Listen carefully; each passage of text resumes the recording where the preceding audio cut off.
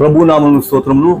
SRK channel వీక్షకులందరికీ Christmas season greetings తెలియజేస్తున్నాను. పాపముల చేతను అపరాధముల చేతను పట్టబడి నాశనమైపోతున్న సర్వ మానవాళిని రక్షించుటకు లోకమునకు క్రీస్తు ఏతించుటయే ఈ క్రిస్మస్ దినం యొక్క ప్రత్యేకత. ఇట్టి విధంగా లోకమునకు వచ్చిన యేసు లోకములో నశించిపోచిన ఆత్మలను రక్షించి నరకమునకు వెళ్ళిపోచిన వారిని విడిపించి నిత్య జీవంలో ప్రవేశింపజేయుటకు ఆయన చేసిన త్యాగమే ఈ క్రిస్మస్ దినం యొక్క విశిష్టత. ఈ విశిష్టత గురించి తెలుసుకునే ముందు మొదటిగా ఆస్కర్ షిండ్లర్ అనే వ్యక్తి గురించి మనం తెలుసుకుందాము. ఈ మధ్యనే ప్రచురితమైన ఆస్కర్ షిండ్లర్స్ లిస్ట్ అన్న విషయంలో మనం ఒకసారి ఆలోచించినట్లయితే ప్రపంచమంతటిని శాసించిన హిట్లర్ గురించి మనందరికీ తెలిసినదే. ఈ హిట్లర్ ప్రపంచమంతటిని పాలించిన నియంత. బాల్యం నుండి ఇతను వివేకం కలిగిన వాడై ఉండి సొంతగా ఆలోచించగల సామర్థ్యం కలిగిన వ్యక్తి. అయితే ఇతడు చదువులో రాణించలేకపోయిన కారణం చేత 16వ ఏటనే తన చదువును విడిచిపెట్టి తనకి ఇష్టమైన కళా నైపుణ్యంలో ప్రావీణ్యత సంపాదించాలనుకున్నాడు. ఇతడు 1889 ఏప్రిల్ 20న జన్మించి ఉన్నాడు. ఇతడి బాల్య దశలో చదువుపై ఆసక్తి చూపలేకపోవడం వలన చదువులో రాణించలేకపోయి 16వ ఏటనే తన చదువును విడిపెట్టవలసి వచ్చింది. అనంతరము 1903లో ఇతని తండ్రి చనిపోయి ఉండగా 1907లో ఇతని తల్లి కూడా చనిపోయింది. నాటి నుండి ఒంటరితనమును అనుభవిస్తూ ఆర్థికమైన ఇబ్బందులను అనుభవిస్తూ ఆ దినములలో ఇతడు జర్మన్ సైన్యంలో చేరడం జరిగింది. సిపాయిగా జాయిన్ అయిన ఇతను ఇతని యొక్క వాక్చాతుర్యం బట్టి వారందరి దృష్టిని ఆకర్షించిన వాడే అన్నతి కాలంలోనే ఉన్నతమైన స్థితికి ఎదగడం జరిగినది. ఈ జర్మనీ దేశంలో యూదులన్న వారు పెట్టుబడిదారులుగా ఆ దినములలో ఉండేవారు. అయితే వారి ఆధిపత్యం ఇతడు ఓర్వలేని వాడై వారి మీద ద్వేషమును పెంచుకొని వారికి విరోధమైన ఆలోచనలు తన మనసులో పెంచుకున్నాడు. ఈ విధంగా తన మనసులో పెంచుకున్న ఆలోచనలను బట్టి అతని ప్రసంగంలో యూదులకు వ్యతిరేకముగా యూదులను అణచివేతదారుడుగా చిత్రీకరించి సర్వజనులను వారికి వ్యతిరేకంగా ప్రేరేపించడం ఇతని ప్రసంగంలో ప్రత్యేకత. ఈ విధంగా ఇతను చేసిన ప్రసంగములకు ప్రజలందరూ ఆకర్షితులై అతని ప్రసంగమును బట్టి యూదులపై ద్వేషమును పెంచుకోవడం ప్రారంభించారు. అదే సమయంలో మొదటి ప్రపంచ యుద్ధంలో ఈ జర్మనీ ఓటమి పాలైంది. ఈ ఓటమికి ప్రధాన కారకులు యూదులే అని వారి మీద ముద్ర వేసి వారిని దేశద్రోహులుగా చిత్రీకరించారు. ఈ విధంగా చిత్రీకరించి వారిని సర్వజనులు ద్వేషించినట్లు సమాజంను ప్రేరేపించగా సర్వ సమాజము ఆ దినములలో యూదులకు వ్యతిరేకంగా తయారైంది. ఆ విధమైన అతని ప్రసంగములను బట్టి అతడు దేశభక్తుడిగా గుర్తింపబడిన వాడే దేశభక్తుడైన వారు అనేకులు ఆకర్షితులై అతనికి ఉద్దేశంలో నెరవేర్చుటకు అతని పక్షంగా నిలిచి ఉన్నారు.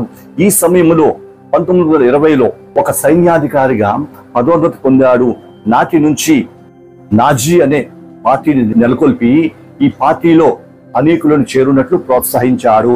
ఈ పార్టీలో అప్పటి వరకు అతని ప్రసంగములకు ఆకర్షితులైన ప్రతి ఒక్కరూ చేరి ఆ పార్టీ దినదినము ఎదగడం ప్రారంభించింది. ఈ విధంగా ఎదుగుచున్న పార్టీ కాలక్రమములో రాజకీయములలో ప్రవేశించింది. అనంతర కాలములో ఇది విస్తరిస్తూ ఉండగా ఆ దేశంలో అప్పటికి జరిగిన మొదటి ప్రపంచ యుద్ధంలో వారు పొందిన ఓటమిని బట్టి దేశంలో భయంకరమైన కరువు ప్రారంభమైంది. ఉద్యోగములు పోయినవి. నిరుద్యోగ సమస్య దేశంలో ప్రబలినది. దీనిని ఆయుధంగా వాడుకుని హిట్లర్ ఉద్యోగం లేని ప్రతి ఒక్కరిని సైన్యంలో చేర్చుకోవడం ప్రారంభించాడు. ఎప్పుడైతే ఈ విధంగా సైన్యంలో చేర్చుకొని ఉద్యోగం కల్పించారో ప్రజల దృష్టిని ఇంకనూ ఆకర్షించి ప్రజలకు అభిష్టమైన నాయకుడిగా తయారయ్యాడు. ఈ విధంగా 1929 నాటికి ఇంచుమించుగా 1,20,000 మందిని తన పార్టీలో చేర్పించుకున్నాడు. అదే సమయంలో వీరిని ఇంకనూ ప్రోత్సహించినట్లు నాజీ అనే రేడియో స్టేషన్ ప్రారంభించారు. ఈ రేడియో స్టేషన్ యొక్క ప్రధాన లక్ష్యం ఏంటంటే దేశద్రోహులైన యూదులు వారిని తరిమి కొట్టాలి, వారిని అణిచివేయాలి, వారిని నాశనం చేయాలి. ఈ విధంగా చేయుటకు సైన్యంలో చేరుటకు ఇష్టపడిన ప్రతి ఒక్కరూ సైన్యంలో చేరవచ్చు అని ప్రకటనలు ప్రారంభమయ్యాయి. ఈ విధంగా నాజీ రేడియో స్టేషన్ నుంచి ప్రచురితమైన ఈ విధమైన ప్రసంగంను బట్టి అతని పక్షంగా చేరి 1,20,000 మందిగా ఉన్న సంఖ్య 1932 నాటికి 4 లక్షలకు చేరిపోయింది. సో ఈ విధంగా బలోపేతం చేసిన జనాంగమును వాడుకొని ఆనాటి ఎన్నికలలో నాజీ పార్టీ పక్షంగా ఆధిక్యత సంపాదించి రాజకీయములలో పట్టు సాధించాడు. అనంతరము ఇతడు నియంతగా తయారయ్యి యూదులను హింసించడం ప్రారంభించాడు. అతని ప్రధాన లక్ష్యం ఏమిటంటే యూదులు నశించిపోవాలి, యూదులను సమూలముగా ధ్వంసం చేయాలి, జర్మనీలో వీరిని బట్టే నాశనం కలిగిందని యూదుల మీద విషం చిమ్ముతూ విద్వేషములను వెదజల్లుతూ కనిపించిన యూదులందరినీ చంపించడం ప్రారంభించాడు. యూదులను హింసించడం ప్రారంభించాడు. ఆనాటి కాలంలోనే యూదులను హతమార్చుచు నిర్దాక్షిణ్యంగా బహుక్రూరంగా వారిని చంపుచు వారిని బాధించడం ప్రారంభించాడు. కాన్సన్ట్రేషన్ క్యాంప్స్ తయారు చేసి దొరికిన యూదులందరినీ ఈ క్యాంప్స్ లో పెట్టి విషవాయువు ప్రయోగించి చంపించడం ప్రారంభించారు. ఆనాటి దినములలో యూదులు అనుభవించిన కీడు బహుభయంకరమైనది, తప్పించుకున్నట్టుకు వీలు లేదు. ఇట్టి విధమైన కిరాతకం జరిగించుచు ఇంచుమించుగా 60 లక్షల మంది యూదులను హతమార్చాడు. ఆనాటి కాలంలోనే ఈ నాజీ పార్టీలో ఉన్న ఆస్కర్ షిండ్లర్ అనే ఒక వ్యాపారవేత్త ఈ విధంగా యూదుల పట్ల అతను జరిగిస్తున్న కిరాతకం చూచి తట్టుకోలేక తన యుద్ధ పనిచేసిన కొంతమంది యూదులను ఇతని బారి నుంచి విడిపించుటకు ఆలోచన కలిగిన వాడై వారి పక్షంగా నిలిచి వారి కొరకు తాను ప్రత్యేకమైన స్థలమును ఏర్పాటు చేసి అక్కడ తన యుద్ధ పనిచేసిన యూదులని భద్రపరిచి వారిని సంరక్షించడం ప్రారంభించాడు. ఇతను ఒక వ్యాపారవేత్తగా ఉండి తనకి కీడున్నదని తెలిసినప్పటికీ తన ప్రాణమును తెగించి యూదుల పక్షంగా నిలబడిన వారే వారిని కాపాడడం ప్రారంభించారు. ఈ విషయం తెలిసిన అధికారులు ఇతనికి విరోధంగా లేచినప్పుడు వారిని ఒప్పించుటకు వారికి లంచములు ఇవ్వడం ప్రారంభించాడు. ఈ విధంగా రక్షించిన యూదులను వారి సంరక్షణార్థం తనకు కలిగిన ధనమును వెచ్చించి వారి కొరకు వస్తువులను కల్పించాడు. ఇదే సమయంలో ఇతర ప్రాంతంలో చిక్కుకుని మరొక 450 మందిని కూడా అతడు చేర్చుకొని తన క్యాంప్ లో ఉంచి అక్కడ వారి కొరకు వసతి ఏర్పాటు చేశాడు. వారికి కావాల్సిన మౌలిక సదుపాయాలను ఏర్పాటు చేశాడు. వారికి కావాల్సిన వైద్య ఆరోగ్య సంబంధమైన ప్రతి కార్యములను ఏర్పాటు చేసి రహస్యంగా దాచిపెట్టాడు. ఈ విషయం ఎరిగిన కొంతమంది అధికారులు అతనిపై తిరుగుబాటు ముద్రలు వేసినప్పుడు వారిని ఒప్పించుటకు గాను వారికి ధనమును కూడా ప్రారంభించాడు. ఈ విధంగా చేయొచ్చు తనకు కలిగిన ఆస్తిని యూదుల సంరక్షణ కోసం వాడుచు సమస్త విధములుగా కృషి చేసి వారిని హిట్లర్ చేతుల నుంచి విడిపించుటకు తన ప్రాణమును సహితము లెక్క చేయలేదు. ఇట్టి విధంగా వారిని హిట్లర్ బారి నుంచి విడిపించి యుద్ధం అనంతరము వారిని ఆయా దేశములకు పంపించి వేశాడు. ఇట్టి విధంగా విడుదల పొందిన వారిలో ఒక ఆమె ఈ మధ్య కాలములో తన సాక్ష్యము తెలియజేసింది. కళ్ళ వెంబడి నీరు కార్చుచు ఆనాడు ఆస్కర్ షిండ్లర్ చేసిన త్యాగమే ఈ రోజు నేను ఈ స్థితిలో ఉండగలిగాను. మా కొరకు అతడు చేసిన త్యాగ ఫలితమే ఈ రోజు నేను మీ మధ్య నిలబడి ఉన్నాను అని తన పూర్వపు ఆస్కర్ షిండ్లర్ చేసిన త్యాగం గురించి వివరిస్తూ అతడు మహా త్యాగశీలిగా వర్ణించింది.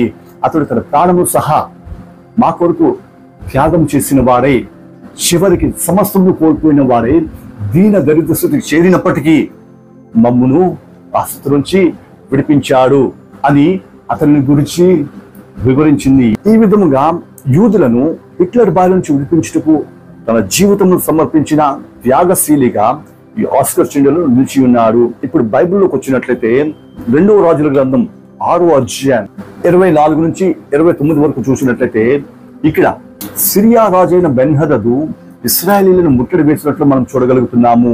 అతడు ఇశ్రాయేలీయులను ఎంతగా ముట్టడి వేశాడంటే వారు తినుటకు ఆహారం లేదు, ధరించుకున్నట్టుకు సరైన వస్త్రం లేదు, వారు జీవించుటకు అనుకూలమైన వాతావరణం లేదు, బహుదీన స్థితి, దౌర్భాగ్య స్థితి, హీనమైన దశను వారు అనుభవించుచున్నారు.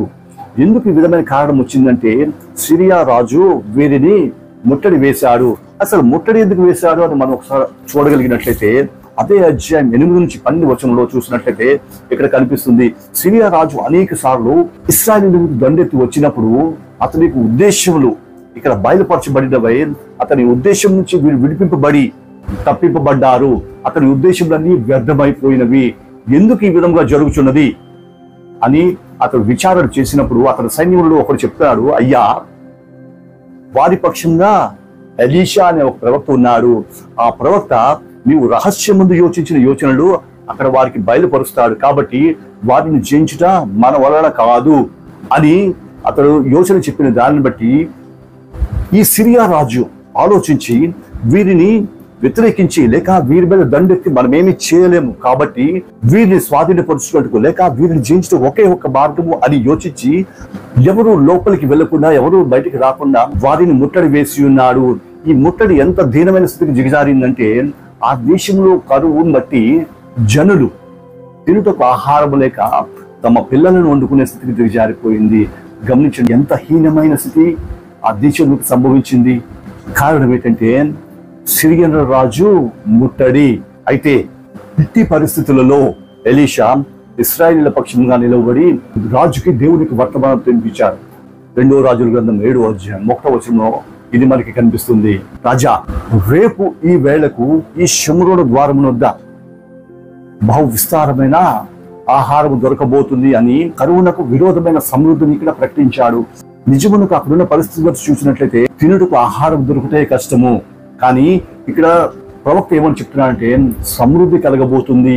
ఎంత క్షామం మీరు అనుభవిస్తున్నారో అంతగా సమృద్ధి కలగబోతుంది అని అతడు ప్రకటించాడు. అతడు ప్రకటించిన దాన్ని బట్టి ఆ దేశంలో 4 కుష్ఠరోగులు కనిపిస్తున్నారు. ఈ 4 కుష్ఠమును బట్టి పట్టణం నుంచి వెలివేయబడిన వారే బయట నివసించున్నారు. బయట నివసించిన వీరు ఆలోచించారు, మన చుట్టూ సిరియనులు బాటు వేసి ఉన్నారు, బయట నుంచి ఆహారం మనకు దొరకటం లేదు. పట్టణంలోనికి ఒకవేళ వెళ్ళాలి అనుకుంటే పట్టణంలో కూడా మనకి ఆహారము లేదు. కాబట్టి ఇక్కడ నుండి ఈ విధంగా చనిపోవటం కంటే సిరియనుల దండులోనికి మనం వెళ్దాము. ఒకవేళ సిరియనులు మనల్ని బ్రతికించినట్టు బ్రతుకుదాము, లేని ఎడ్ల వారి చేతిలో మనము హతులైపోదాము అని నిర్ణయించుకొని సిరియనుల దండులోకి వెళ్ళినప్పుడు సిరియనుల దండులో ఎవరు కనిపించలేదు.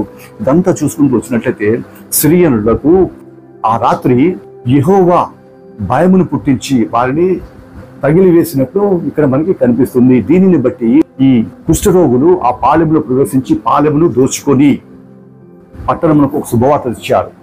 అయ్యా, సిరియనుల దండులో ఎవరూ లేరు, సమస్తమైన సామగ్రి ఎలా ఉండేది అలాగే విడిచిపెట్టి వెళ్ళిపోయి ఉన్నారు అని రాజులకు వర్తమానం తెచ్చినప్పుడు రాజు వర్తమానం అంతా విని చివరికి వెళ్ళి ఆ దండులో ఉన్న సమస్తను దోచుకొని పట్టణంలోనికి తీసుకుని వచ్చి ఉన్నారు. ఈ విధంగా వారు దోచుకుని వచ్చిన దానిని బట్టి ప్రవక్త అయిన ఎలీషా మాట నెరవేరింది. వారు దోచుకుని వచ్చిన దానిని బట్టి ఇక్కడ కలిగిన సమృద్ధి ఎంతగా ఉందంటే ఎంత క్షామం అనుభవించారో ఆ క్షామం అంతటిని మర్చిపోయినంతగా ఇక్కడ సమృద్ధి కలిగినది. గమనించండి, ఇంతవరకు మనం వినిన దాన్ని బట్టి షోమ్రోనులో ఆకలిని తీర్చుటకు ఎలీషాను వాడుకుంటే హిట్లర్ను బారి నుంచి యూదులను విడిపించుటకు ఆస్కర్ షిల్లర్ అనే వ్యక్తిని వాడుకున్నట్లయితే నేడు సర్వలోకమును ముట్టడి వేసి పాపమనే వ్యాధిని శాపమనే కరువును లోకమంతటి మీదకి విసిరిన అపవాదుని ఎదిరించుటకు నేను ప్రకటించుచున్న యేసు నిలబడి ఉన్నాడు. అతడు ఈ రోజు లోకములకు విడుదలిచ్చుటకు వచ్చి ఉన్నాడు. ఏ బ్రతుకులైతే పాపం చేత ముట్టడి వేయబడి శాపం అనే కరువు చేత పట్టబడి ఉన్నవో వాటిని విడిపించుటకు యేసు చేసిన త్యాగమే ఈ క్రిస్మస్. బైబిల్లో చెప్పబడిన మాట షోమ్రోనులకి ఆహారం వచ్చినది, అదే విధంగా లోకములోనికి కూడా ఒక ఆహారం వచ్చి ఉన్నది. అదే ఈ రోజు నేను ప్రకటన చేయుచున్న జీవాహారమైన యేసు. ఈ జీవాహారము లేక అనేకులు నశించిపోయి నరకమునకు వెళ్ళిపోచుండగా వారిని పట్టి పరలోకములకు తీసుకుని వెళ్ళటకు యేసు వచ్చి ఉన్నాడు. ఇదే నిజమైన క్రిస్మస్. ఈయనకు మెస్సయ్య, యూదుల రాజు అని పేరు ఉన్నది. కానీ రాజులు పుట్టవలసిన విధంగా గాని రాజులు పుట్టవలసిన స్థలములు గాని ఇతడు పుట్టలేదు. పశువుల పాకలో పుట్టి ఉన్నాడు. ఎందుకు ఈ విధంగా పుట్టాడు అంటే జీవాహారం లేక నశించిపోచిన మానవులను నరకములకు తీసుకుని పోచున్న సాతాను చేతిలో నుంచి విడిపించి వారికి నిత్య జీవం అనుగ్రహించుటకే పుట్టి ఉన్నాడు. నీ బ్రతుకులో ఏది కొదువుగా ఉందో ఆ కొదువును తీర్చి నీకు సర్వ సమృద్ధిని కలుగు చేయటకే ఆ యేసు పుట్టి ఉన్నాడు. షోమ్రోను గురించి మనం ఆలోచించినట్లయితే షోమ్రోను ముట్టడి వేసి బహు దీన స్థితికి ఈ సిరియను రాజు దిగొచ్చి ఉండగా షోమ్రోనులో కరువు కనిపిస్తుంది, షోమ్రోనులో రోగము కనిపిస్తుంది, షోమ్రోనులో ప్రశాంతత లేదు, ముట్టడి వేయబడిన స్థితి, తినుటకు ఆహారం లేదు, సమాధానం లేదు, ఆరోగ్యం లేదు. ఇటువంటి భయంకరంగా ముట్టడి వేయబడే రీతిలోనే ఈనాటి కాలంలో సాతానుడు కూడా నీ బ్రతుకులోను నీ కుటుంబంలోను నీ సమాజంలోను ముట్టడి వేయుటకు ప్రయత్నించుండగా వాని ప్రయత్నంలో తిరిగికొట్టుటకే ఈ యేసు లోకములకు పుట్టి ఉన్నాడు. ఇది నిజమైన క్రిస్మస్. భూమి మీద నీవు ఓర్చుకోలేని సమస్తమైన దానిని నీ పక్షంగా ఆయన ఓర్చుకొని ఆ ఫలాన్ని నీకిచ్చుటకు లోకములకు వచ్చి ఉన్నాడు. నెమ్మది లేక జీవిస్తున్నావా? నీ కొరకు ఆయన వ్యసనాక్రాంతుడయ్యాడు. అప్పుల బాధయా? అది యేసు అనుభవించాడు. నీ బోధకుడు శిస్సు చెల్లించవలసి ఉందయా ఎక్కడా అని తన శిష్యుని అడిగారు. నమ్మిన వారే మోసం చేస్తున్నారు అనుకున్నావా? తను నమ్మిన శిష్యుడే యేసును మోసగించాడు. నేను ఒంటరినైపోయానని నువ్వు యోచించుచున్నావా? ఆయన శిష్యులే ఆయనను విడిచిపెట్టి ఉన్నారు. అందరూ ద్వేషిస్తున్నారు అనుకుంటున్నావా? ఆయన స్వకీయులే ఆయనను ద్వేషించి ఉన్నారు. వ్యాధుల ఆయన కూడా వ్యాధులను అనుభవించి ఉన్నాడు. స్వతంత్రం లేదని నువ్వు అనుకుంటున్నావా? నీ కొరకు ఆయన దాసుని రూపంలో లోకమునికి వచ్చి ఉన్నాడు. ఇంటి నుండి గెంటి వేయబడుతున్నావా? ఆయన సహోదరుడు కూడా ఆయనను గెంటి వేసి ఉన్నారు. వ్యక్తిత్వం మీద మచ్చ వేస్తున్నారా? యేసు మీదను మరియమ్మ మీదనే నింద వేసి ఉన్నారు. దెబ్బలు తినవలసి వస్తుందా? నీ కొరకు సిలువ మీద కొట్టబడి ఉన్నారు. ఈ విధంగా సాతాను వేసిన ప్రతి ముట్టుని ప్రకటించి ఆశీర్వాద మేఘము నీ మీద కృంభరించుటకు ఆయన సిద్ధంగా ఉన్నాడు. ఈ ఆశీర్వాదం పొందుటకు యోగ్యత కలిగి ఉన్నావా? గమనించండి, ప్రపంచమంతట్లో గొప్ప ముట్టడి వేయగలిగేది పాపమే. తల్లిదండ్రుల నుంచి పిల్లలకు పారంపర్యంగా వచ్చేవి ఆస్తులు. ఆస్తి లేకపోయినప్పటికీ తల్లిదండ్రుల నుంచి పారంపర్యంగా వచ్చేవి జబ్బులు. వద్దన్నా కూడా తల్లిదండ్రుల నుంచి బిడ్డలకు సంక్రమించేది పాపము. అదే జన్మ పాపము.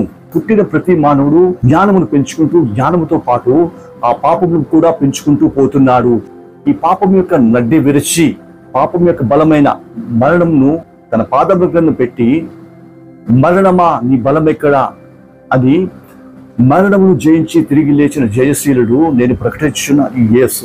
ఏ పాపము నీ జీవితంలో ముట్టడి వేసినా ఆ పాపం నుంచి విడిపించుటకు నా యేసులో శక్తి ఉన్నది. లోకంలో దేవతలు అనే వారు అనేకులున్నారు, కానీ వారికి పరిమితులున్నవి. చూడండి, గ్రామ దేవతలున్నవి. గ్రామంలో ఉన్న వారందరూ ఆ దేవతను పూజించుట, ఆ దేవత వారిని కాపాడటం జరుగుతుంది. అదే విధంగా పొలిమేర దేవతలున్నవి. ఈ పొలిమేర దేవతలు అనేవి పొలిమేరల వరకే వాటికి సామర్థ్యం ఉంటుంది. ఈ పొలిమేర దేవతలకు పరిమితులున్నవి, కానీ నేను ప్రకటించుచున్న యేసుకు పరిమితులు లేవు. లోకములో ఎక్కడి నుంచి పిలిచినా పలికే దేవుడు. ఎక్కడ నీవు అయ్యా అని ఆయన వైపు చూసినా నిన్ను చేర్చుకునే దేవుడు. అటువంటి దేవుడు నీ వైపు చేతులు చాపుచుండగా ఆయన పిలుపుని అంగీకరించి ఆయన ఎదుగు చేరగలుగుతున్నావా? అటు విధంగా చేరగలిగినట్లయితే అదే నిజమైన క్రిస్మస్, అదే దేవుడు ఆశించే క్రిస్మస్. ఆ పిలుపుని అంగీకరించి ఆయన ఎదుగు చేరిన వారే నిజమైన క్రిస్మస్ ను అనుభవించగలరు. వారి జీవితంలోనే సంపూర్ణమైన విడుదల ఉంటుంది. వారి జీవితంలోనే సంపూర్ణమైన క్షేమం ఉంటుంది. వారి బ్రతుకులే దేవుడు నియమించిన ప్రకారము వెలుగుమయంగా ఉంటుంది. వారే ఆ క్రిస్మస్ యొక్క ఉద్దేశంలో నెరవేర్చిన వారే ఉంటారు. అట్టి విధమైన జీవితము దేవుడు మనందరికీ అనుగ్రహించును గాక. ఆమేన్. ప్రార్థన చేసుకుందాం. స్తోత్రం తండ్రి, వందనములు.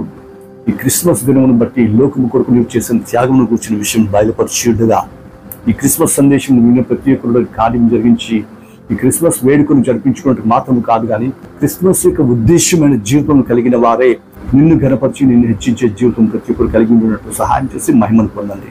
యేసు నామములో నడుచున్నాం తండ్రి. ఆమేన్.